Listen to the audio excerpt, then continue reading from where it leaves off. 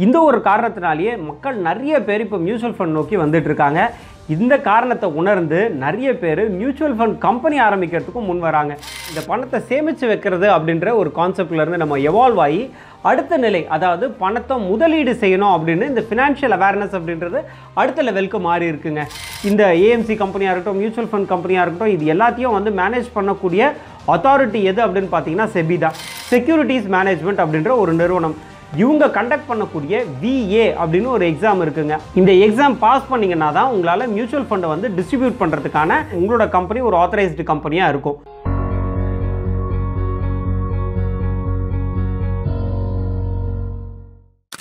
வணக்கம் ஆண்டர்பிரனர்ஸ். நம்ம வீட்டில் எல்லாருமே சொல்லுவாங்க பணத்தை சேமிச்சு வைடா அப்படின்னு. அதாவது பணம் சம்பாதிக்கிறோம், அதை வந்து ஒரு சேவிங்ஸ் அக்கௌண்ட் ஓப்பன் பண்ணி அதில் டெபாசிட் பண்ணுறது, இல்லை ஒரு ஃபிக்ஸட் டெபாசிட்டில் டெபாசிட் பண்ணுறது, இல்லை ரெக்கரிங் டெபாசிட். எங்கள் அப்பாலாம் சொல்லுவார், மாதம் ஒரு 10,000 ரூபாய் ரெக்கரிங் டெபாசிட்டில் போட்டு வை அப்படின்னு சொல்லுவார். ஆனால் இந்த பணத்தை சேமித்து வைக்கிறது அப்படின்ற ஒரு கான்செப்ட்லேருந்து நம்ம எவால்வ் ஆகி அடுத்த நிலை, அதாவது பணத்தை முதலீடு செய்யணும் அப்படின்னு இந்த ஃபினான்ஷியல் அவேர்னஸ் அப்படின்றது அடுத்த லெவலுக்கு மாறி இருக்குங்க. இதில் இந்த பணத்தை இன்வெஸ்ட் பண்ணுறது அப்படின்னு எதெல்லாம் சொல்லுவோம் அப்படின்னு பார்த்தீங்கன்னா, பணத்தை கோல்டில் இன்வெஸ்ட் பண்ணலாம், இல்லை நம்ம வந்து பணத்தை வந்து ஷேர்ஸில் இன்வெஸ்ட் பண்ணலாம், பாண்டில் இன்வெஸ்ட் பண்ணலாம். இதெல்லாம் ஒரு வகை. இதுலேயே ரொம்ப இன்டெலிஜென்ட்டான ஒரு இன்வெஸ்ட்மெண்ட் மெத்தட் அப்படின்னு பார்த்தீங்கன்னா SIP, அதாவது மியூச்சுவல் ஃபண்டில் இன்வெஸ்ட் பண்ணுறதுங்க. எதனால் மியூச்சுவல் ஃபண்ட் ரொம்ப வந்து பெஸ்ட் ஆப்ஷன் அப்படின்னு கேட்டிங்கன்னா, இதில் ரிஸ்க்கும் கம்மிங்க, அதே சமயம் நல்ல ரீசனபிள் ரிட்டர்ன்ஸும் கிடைக்கும். இந்த ஒரு காரணத்தினாலேயே மக்கள் நிறைய பேர் இப்போ மியூச்சுவல் ஃபண்ட் நோக்கி வந்துட்டு இருக்காங்க.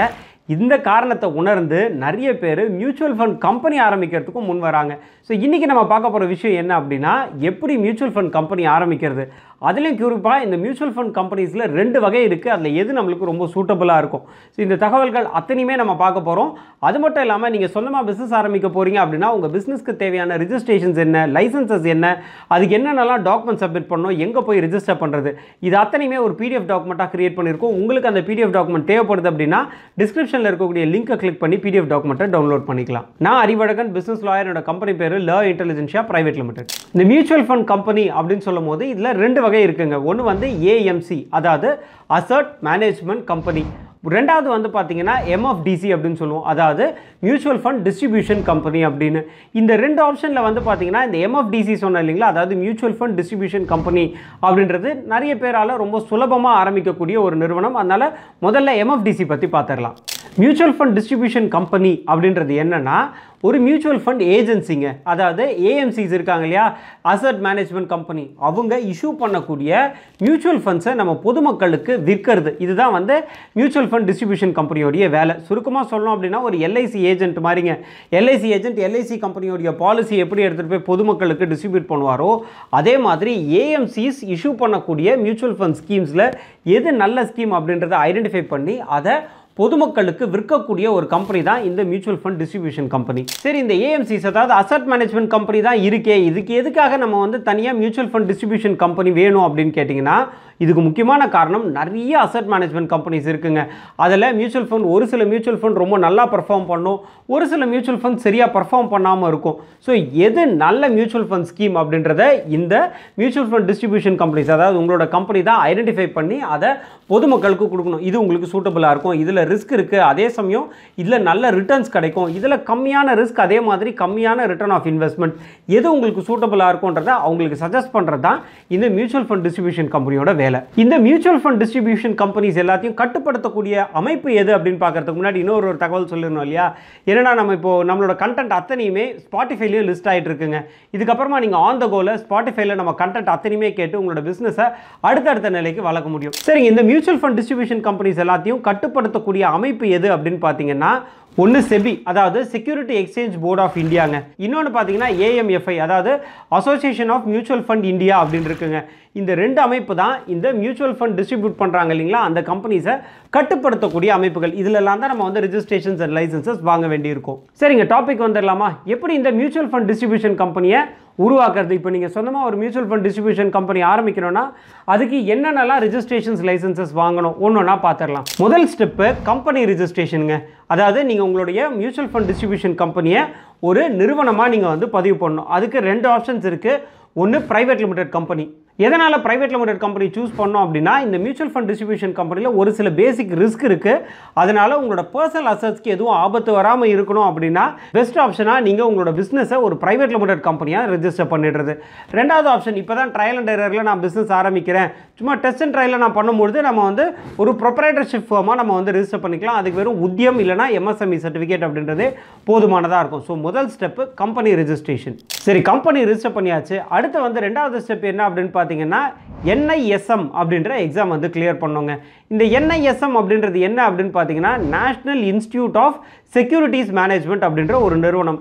இவங்க கண்டக்ட் பண்ணக்கூடிய VA அப்படின்னு ஒரு எக்ஸாம் இருக்குங்க. அந்த எக்ஸாமை இப்போ நான் ஒரு கம்பெனி சொல்லியிருந்தேன் இல்லைங்களா, நீங்கள் உருவாக்க வேண்டிய கம்பெனி, அதில் இருக்க 2 டைரக்டர்ஸில் ஏதாவது ஒரு டைரக்டர், அதாவது நீங்கள் இந்த எக்ஸாம் வந்து பாஸ் பண்ணியிருக்கணும். இந்த எக்ஸாம் பாஸ் பண்ணிங்கன்னா தான் உங்களால் மியூச்சுவல் ஃபண்டை வந்து டிஸ்ட்ரிபியூட் பண்ணுறதுக்கான ஒரு ஆத்தரைஸ்டு பர்சனாக நீங்கள் இருப்பீங்க. உங்களோட கம்பெனி ஒரு ஆத்தரைஸ்டு கம்பெனியாக இருக்கும். ஸோ ரெண்டாவது ஸ்டெப் அப்படின்றது NISM எக்ஸாம் கிளியர் பண்ணிவிடுங்க.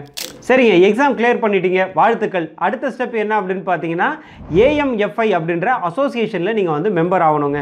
AMFI அப்படின்றது நான் முன்னாடியே சொல்லியிருந்தேன், association of mutual fund India அப்படின்ற ஆர்கனைசேஷன். இதில் நீங்கள் கார்ப்பரேட் மெம்பர்ஷிப், அதாவது உங்களுடைய கம்பெனியை கார்ப்பரேட் மெம்பர்ஷிப் அப்படின்ற கேட்டகரி கீழே நீங்கள் பதிவு பண்ணிக்கணும். இதை பதிவு பண்ணுறதுக்கு நீங்கள் கொடுக்க வேண்டிய டாக்குமெண்ட்ஸ் அப்படின்னு பார்த்தீங்கன்னா, நான் முன்னாடி சொல்லியிருந்தேன் இல்லைங்களா, எக்ஸாம் ஒன்று இருக்குன்னு, அதாவது NISM எக்ஸாம், அது கிளியர் பண்ணதுக்கான சர்டிஃபிகேட்டு, இது தவிர்த்து கம்பெனியோடைய ரிஜிஸ்ட்ரேஷன் சர்டிஃபிகேட், யார் யார் டேரக்டர்ஸோடைய Aadhaar card, PAN card, passport size photo, இதெல்லாம் சப்மிட் பண்ணி இதுக்கான கட்டண தொகையும் இருக்குது. அதையும் கட்டிட்டீங்க அப்படின்னா உடனே உங்களுக்கு வந்து மெம்பர்ஷிப் அப்படின்றது கிராண்ட் ஆகிடும். சரிங்க, அடுத்த ஸ்டெப்பு, அதாவது முதல்ல கம்பெனி ஃபார்ம் பண்ணியாச்சு, அடுத்தது வந்து எக்ஸாம் கிளியர் பண்ணியாச்சு, அசோசியேஷன்லேயும் மெம்பர் ஆகிட்டோம். அடுத்து என்ன பண்ணுறது? AMC இருக்குது இல்லைங்களா, அதில் நீங்கள் டீலராக உங்களை பதிவு பண்ணிக்கணுங்க. AMCs, அதாவது அசட் மேனேஜ்மெண்ட் கம்பெனிஸ் அப்படின்றது இந்தியாவில் நிறைய இருக்குங்க. உதாரணத்துக்கு ஸ்டேட் பேங்க் ஆஃப் இந்தியாவுடைய அசட் மேனேஜ்மெண்ட் கம்பெனி, அதாவது SBI மியூச்சுவல் ஃபண்டுன்னு இருக்காங்க, HDFC மியூச்சுவல் ஃபண்ட் அப்படின்னு இருக்காங்க. இந்த மாதிரியான கம்பெனிஸில் எல்லாத்துலேயும் நம்ம வந்து ஒரு டீலராக பதிவு பண்ணிக்கணுங்க. அப்போ தான் அந்த அசட் மேனேஜ்மெண்ட் கம்பெனிஸ் இஷ்யூ பண்ணக்கூடிய மியூச்சுவல் ஃபண்டை நம்ம கஸ்டமர்ஸ்க்கு டிஸ்ட்ரிபியூட் பண்ண முடியும். ஸோ அடுத்து முடிஞ்ச வரைக்கும் நிறைய அசட் மேனேஜ்மெண்ட் கம்பெனிஸோட நீங்கள் வந்து டைப் ரிலேஷன்ஷிப் கிரியேட் பண்ணிக்கோங்க. ஸோ இந்த 4 ஸ்டெப்பையும் நீங்கள் கரெக்டாக ஃபாலோ பண்ணிட்டீங்க அப்படின்னா உங்களோட கம்பெனி லைவுக்கு வருது. நீங்கள் இன்னைய தேதியிலிருந்து உங்களுடைய மியூச்சுவல் ஃபண்ட் டிஸ்ட்ரிபியூஷன் வேலைகளை தாராளமாக ஆரம்பிக்கலாம். சரி, இவ்வளோ நேரம் நம்ம வந்து மியூச்சுவல் ஃபண்ட் டிஸ்ட்ரிபியூஷன் கம்பெனி பற்றி நிறைய தகவல்கள் பார்த்துருந்தோம். இதில் உங்களுக்கு ஏதாவது சந்தேகங்கள் இருக்குது அப்படின்னா மேலே இருக்கக்கூடிய நம்பருக்கு நீங்கள் காண்டாக்ட் பண்ணலாம், இல்லை வாட்ஸ்அப்பில் கூட நீங்கள் குறுந்தகவல் அனுப்பலாம். சரிங்க, அடுத்த ஆப்ஷன் AMC, அதை பற்றி பார்த்துடலாங்களா. AMC அப்படின்றது நான் ஆல்ரெடி சொல்லியிருந்தேன், அசட் மேனேஜ்மெண்ட் கம்பெனி. இந்த AMC அப்படின்றது சாதாரணமாக எல்லாராலையுமே ஆரம்பிச்சிட முடியாதுங்க. இதில் முக்கியமாக ஒரு சில கண்டிஷன்ஸ் இருக்குது. இந்த அசட் மேனேஜ்மெண்ட் கம்பெனிஸ் ஆரம்பிக்கணும்னா இந்த கண்டிஷன்ஸை நீங்கள் ஃபாலோ பண்ணணும் அப்படின்னு ரெகுலேஷன்ஸ் இருக்குங்க. என்னென்ன கண்டிஷன்ஸ் அப்படின்னு ஒன்று ஒன்றா பார்த்துடலாம்.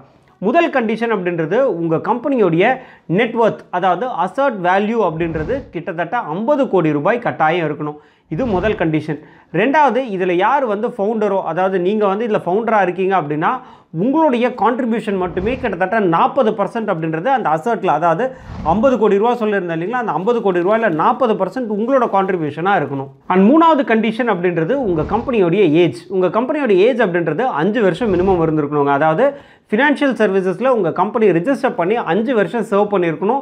அதுக்கு ப்ரூஃபாக நீங்கள் 5 வருஷத்துக்கான இன்கம் டேக்ஸ் ரிட்டர்ன்ஸ் சரல் ஃபார்ம் நீங்கள் சப்மிட் பண்ணணும். ஸோ இந்த 3 கண்டிஷன்ஸும் சாட்டிஸ்ஃபை ஆகுதுன்னா கட்டாயம் நீங்கள் வந்து AMCயாக பதிவு பண்ணுறதுக்கு எலிஜிபிள். ஸோ ஒரு AMCயாக நீங்கள் பதிவு பண்ணணும் அப்படின்னா அது எங்கே பதிவு வாங்குவீங்க அப்படின்னா செபியில் தாங்க. முன்னாடியே சொல்லியிருந்தேன், இந்த AMC கம்பெனியாக இருக்கட்டும், மியூச்சுவல் ஃபண்ட் கம்பெனியாக இருக்கட்டும், இது எல்லாத்தையும் வந்து மேனேஜ் பண்ணக்கூடிய அத்தாரிட்டி எது அப்படின்னு பார்த்தீங்கன்னா செபி தான். ஸோ AMCமே நீங்கள் செபியில் அப்ளை பண்ணி இந்த கண்டிஷன்ஸ் எல்லாம் சாட்டிஸ்ஃபை ஆகுதுன்னா செபியில் அப்ளை பண்ணி இதுக்கான அப்ரூவல்ஸ் நீங்கள் வாங்கிடலாம். இன்றைக்கி நம்ம இந்த mutual fund distribution companies AMC பற்றி ரொம்ப டீட்டெயில்டாக பார்த்துருந்தோம். இதே மாதிரி இன்னொரு கம்பெனி ரெஜிஸ்ட்ரேஷன் வீடியோவில் வேறு ஒரு டைப் ஆஃப் கம்பெனி ரெஜிஸ்டர் பண்ணுறதுக்கான விளக்கங்கள் பார்க்கலாம். நான் அறிவழகன், பிஸ்னஸ் லாயரோட கம்பெனி பேர் ல இன்டெலிஜென்ஷியா பிரைவேட் லிமிடெட். நன்றி, வணக்கம்.